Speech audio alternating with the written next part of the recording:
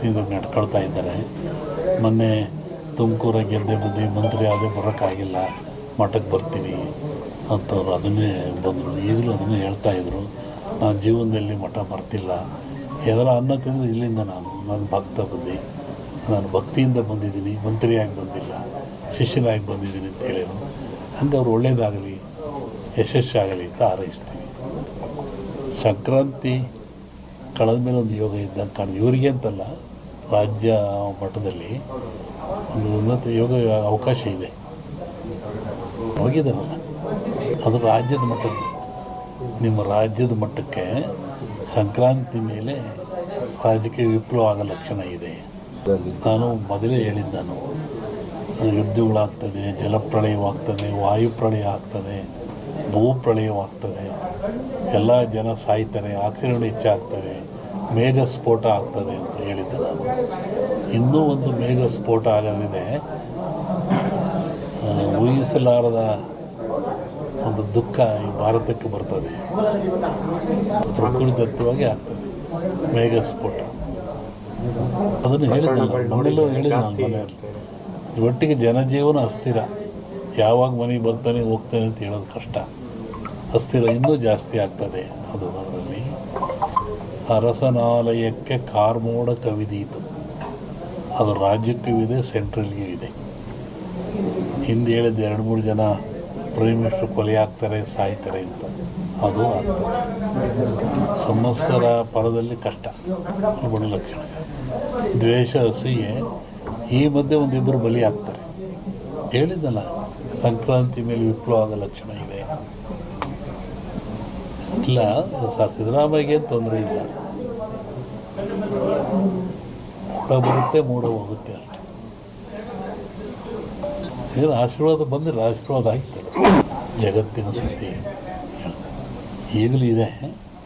ಅವಾಗ ಸಂಕ್ರಾಂತಿ ಒಳಗೆ ಮೇಘ ಸ್ಫೋಟ ಅಂದಲ್ಲ, ರಾಜಕೀಯ ವಿಪ್ಲವ ಇನ್ನೊಂದು ಸತಿ ಥರ ಆಕ್ಸಿಡೆಂಟು ಆಗೋ ಲಕ್ಷಣ ಇದೆ. ಅದು ಹೇಳಿದೆ, ಫ್ಲೋಟ್ ಮೇಘ ವಾಯು ಫ್ಲೈಟ್ದೆಲ್ಲ ಹೇಳಿದ್ದಲ್ಲ, ಫ್ಲೈಟ್ ಬಿತ್ತು, ಜನ ಸಾಯ್ತಾರೆ, ಮರಣ ಆಗ್ತದೆ, ಜಲಪ್ರಳಯವಾಗ್ತದೆ, ಸಮುದ್ರದಲ್ಲಿ ಆಗ್ತದೆ ಎಲ್ಲ ಹೇಳಿದ್ದಲ್ಲ, ಆಗ್ತದೆ. ಇನ್ನೊಂದು ಶ್ರಾವಣದಲ್ಲಿ ಹೇಳ್ತೀನಿ, ಜನವರಿ ಒಳಗೊಂದು ದೊಡ್ಡ ಆಘಾತ ಆಗೋ ಲಕ್ಷಣ ಇದೆ ಇಂಡಿಯಾಕ್ಕೆ. ಸೂಳೆಯ ಮಗನುಟ್ಟಿ, ಇದನ್ನು ಇಟ್ಕೊಂಡಿರಲಿ, ಪರಿಹಾರ ಮುಂದೆ ಹೇಳ್ತೀನಿ. ಸೂಳೆಯ ಮಗನುಟ್ಟಿ ಆಳುವನು ಮುನಿಪುರವ, ಯುದ್ಧವಿಲ್ಲದ ಮಡಿಯೇ ಪುರವಲ್ಲ ಕೂಳಾದೀತು. ಇದು ಹಾಕ್ರಿ, ಇದು ರಿಸಲ್ಟ್ ಹೇಳ್ತೀನಿ, ಆಮೇಲೆ ಬಿಡಿಸಿ ಹೇಳ್ತೀನಿ ಅದನ್ನು ಏನು ಅಂತ. ಇನ್ನೊಂದು, ಅಕಾಲದಲ್ಲಿ ಮಳೆ ಬಂದರೆ ಸಕಾಲದಲ್ಲಿ ಮಳೆಗೆ ತೊಂದರೆ ಆಗ್ತದೆ. ಮುಂದೆ ಬೇಕಾದಾಗ ಮಳೆ ಬರಲ್ಲ. ಈಗ ಬಂದುಬಿಡಿತಲ್ಲ, ಮುಂದೆ ಒಳ್ಳೆ ಬಿತ್ತನೆ ಕಾಲ, ಬೆಳೆ ಕಾಲ, ಬೇಕಾದಾಗ ಬರಲ್ಲ. ಅಕಾಲದಲ್ಲಿ ಮಳೆ ಬಂದರೆ ಸಕಾಲಿ ತೊಂದರೆ ಆಗ್ತದೆ. ಈ ಸರಿ ಅಂಥದ್ದು ಏನಿಲ್ಲ, ಸಮತೋಲನ ಆಗ್ತದೆ. ಇನ್ನೂ ಜಲಪ್ರಳಯ ಇದೆ, ರಾಜ್ಯದಲ್ಲಿ ಜಲಪ್ರಳಯ ಇದೆ. ಇಡೀ ಭಾರತ, ಇವು ಜಗತ್ತಿಗೆ ಇದು. ಸಾಗರದಲ್ಲಿ ಒಂದು ಅಚ್ಚರಿಯ ಸಂಗತಿ ಕಾಣುತ್ತೆ. ಜಲಸ್ಫೋಟ ಅಂತ ಹೇಳಿದ್ದೆ ನಾನು, ಅಲ್ಲಿ ಒಂದು ಆಗ ಲಕ್ಷಣ ಇದೆ. ಎರಡು ಸೇರಿ ಆಗುತ್ತೆ, ಮನುಷ್ಯನೇ ಮಾಡೋದಲ್ಲಿ. ಕೆಲವೊಂದು ಹೇಳೋಕ್ಕೆ ಹೆದರಿಕೆ ಆಗುತ್ತೆ. ಪರಿಹಾರ ಏನೆಲ್ಲ, ಭಗವಂತನ ಧ್ಯಾನ ಮಾಡಬೇಕು ಅಷ್ಟೇ. ಯಾವ ಪೂಜೆ ಪುರಸ್ಕಾರದಿಂದ ಏನು ಉಪಯೋಗ ಆಗಲ್ಲ. ನೇರವಾಗಿ ಭಗವಂತನ ಧ್ಯಾನ ಮಾಡೋದೇ ಮುಖ್ಯ. ನೆನೆಸ್ಬೇಕು ಭಗವಂತ. ಸೂಳೆಯ ಮಗನುಟ್ಟಿ ಆಳುವನು ಮುನಿಪುರವ, ಯುದ್ಧವಿಲ್ಲದ ಮಡಿಯೇ ಪುರವಲ್ಲ ಕೂಳಾದೀತು. ವಿಷ್ಣು ವಾಮಾವತಾರದಲ್ಲಿ ವಾಮನ ಭೂಮಿ ಕೇಳಿದ, 3 ಅಡಿ ಭೂಮಿ ಕೇಳಿದ, ಎಲ್ಲ ಉಳಿತು. ಅಮೇರಿಕಾ ದೇಶದಲ್ಲಿ ಅಲ್ಲೇ ತುಳಿದದ್ದ ಅವನ್ನ, ವಾಮನ ವಿಷ್ಣು ವಾಮಾವತಾರದಲ್ಲಿ ಬಲಿಯ.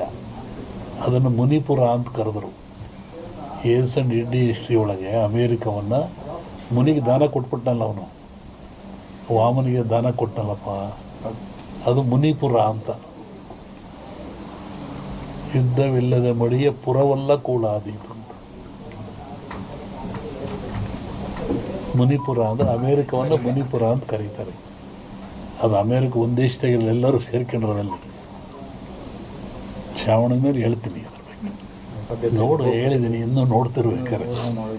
ಹಿಂದೆಲ್ಲ ಹೇಳಿದ್ನಲ್ಲ, ಮೊನ್ನೆ ಹೇಳಿದ ಕೆಲವು ಮುಳುಗ್ತವೆ ದೇಶಗಳು, ಕೆಲವು ಹೇಳ್ತವೆ, ಹೊಸ ರಾಜ್ಯಗಳು ಉತ್ಪತ್ತಿ ಆಗ್ತವೆ ಅಂತ ಮೊನ್ನೆ ಹೇಳಿದ್ನಲ್ಲ.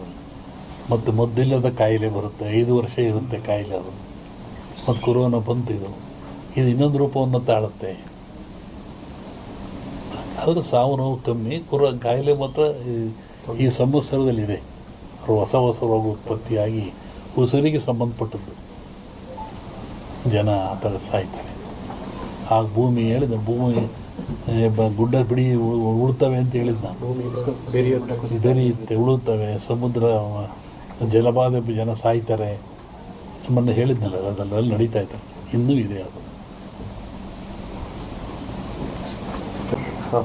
ಇವತ್ತು ಹೇಳಿ.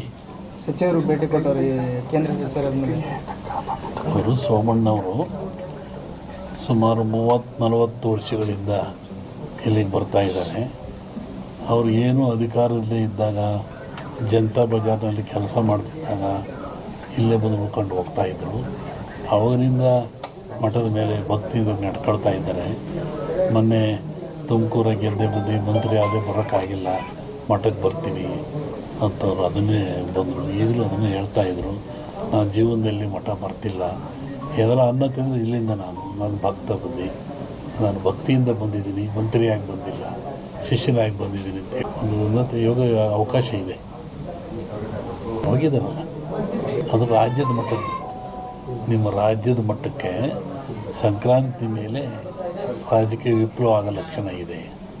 ನಾನು ಮೊದಲೇ ಹೇಳಿದ್ದೆ, ಯುದ್ಧಗಳಾಗ್ತದೆ, ಜಲಪ್ರಳಯವಾಗ್ತದೆ, ವಾಯುಪ್ರಳಯ ಆಗ್ತದೆ, ಭೂಪ್ರಳಯವಾಗ್ತದೆ, ಎಲ್ಲ ಜನ ಸಾಯ್ತಾರೆ, ಆಕ್ರಮಣ ಹೆಚ್ಚಾಗ್ತವೆ, ಮೇಘ ಸ್ಫೋಟ ಆಗ್ತದೆ ಅಂತ ಹೇಳಿದ್ದೆ ನಾನು. ಇನ್ನೂ ಒಂದು ಮೇಘ ಸ್ಫೋಟ ಆಗೋದ್ರಿಂದ ಊಹಿಸಲಾರದ ಒಂದು ದುಃಖ ಈ ಭಾರತಕ್ಕೆ ಬರ್ತದೆ. ಪ್ರಕೃತಿದತ್ತವಾಗಿ ಆಗ್ತದೆ ಮೇಘ ಸ್ಫೋಟ. ಅದನ್ನು ಹೇಳಿದ್ದಲ್ಲ, ಮೊನ್ನೆಲ್ಲೂ ಹೇಳಿದ್ದೆ ನಾನು ಮನೆಯಲ್ಲಿ. ಒಟ್ಟಿಗೆ ಜನಜೀವನ ಅಸ್ಥಿರ, ಯಾವಾಗ ಮನೆಗೆ ಬರ್ತಾನೆ ಹೋಗ್ತಾನೆ ಅಂತ ಹೇಳೋದು ಕಷ್ಟ.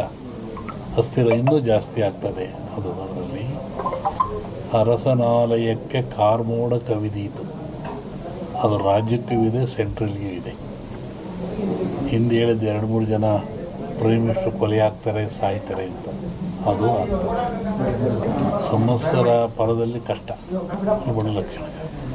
ದ್ವೇಷ, ಅಸೂಯೆ, ಈ ಮಧ್ಯೆ ಒಂದಿಬ್ಬರು ಬಲಿ ಆಗ್ತಾರೆ. ಹೇಳಿದ್ದಲ್ಲ, ಸಂಕ್ರಾಂತಿ ಮೇಲೆ ವಿಪ್ಲವ ಆಗೋ ಲಕ್ಷಣ ಇದೆ. ಇಲ್ಲ ಸರ್, ಸಿದ್ದರಾಮಯ್ಯಗೆ ತೊಂದರೆ ಇಲ್ಲ, ಮೂಡ ಬರುತ್ತೆ, ಮೂಡ ಹೋಗುತ್ತೆ ಅಷ್ಟೇ.